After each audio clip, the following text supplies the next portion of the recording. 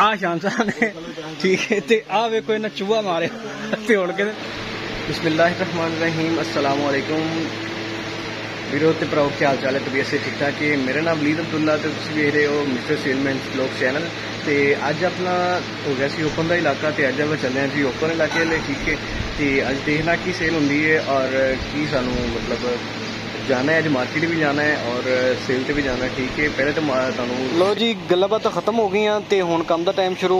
इस भाई को आप आए जी पहली दुकान है माशाल्लाह बिस्मिल्लाह इत्थों की है। तो इन्हां लई एल्फी सेफ्टियां वगैरह और टेपां वगैरह लईआं ने। तो हुण चलने हैं जी अगली दुकान पर माशाल्लाह इस तो बिस्मिल्लाह करके।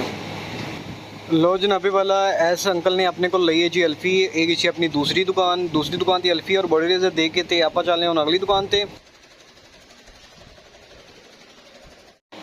इस दुकान वाले को भाई को पूछ लिया आप कि इस भाई की चाहिए है। उन्होंने सानू कहा कि सानू ब्लेड और सैल वगैरह चाहिए ने ठीक है।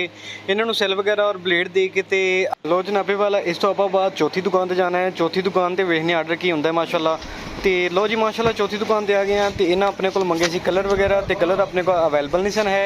तो वो आप आर्डर लिख लिया इन्हों का। तो हुण चलांगे मार्केटों इन्हों कलर लिया के देंगे, बाकी सेल वगैरह दुकानों तो करके फिर ही मार्केट जाइदा। बाकी इस दुकान तो आप आ गए जी कि मार्केट ते मार्केट दे विच भाई शान भाई जी चूहा फड़ाउंदा सन ठीक है। बाकी शान भाई ने आपको कहा कि मैं चूहा फड़ना वा तो तू बना व्लॉग। हुण जांदे पे ने परां ठीक है चोरी चोरी ते कहंदे मैंने व्लॉग बनाओ मेरा। ते आ वेखो जरा आ चल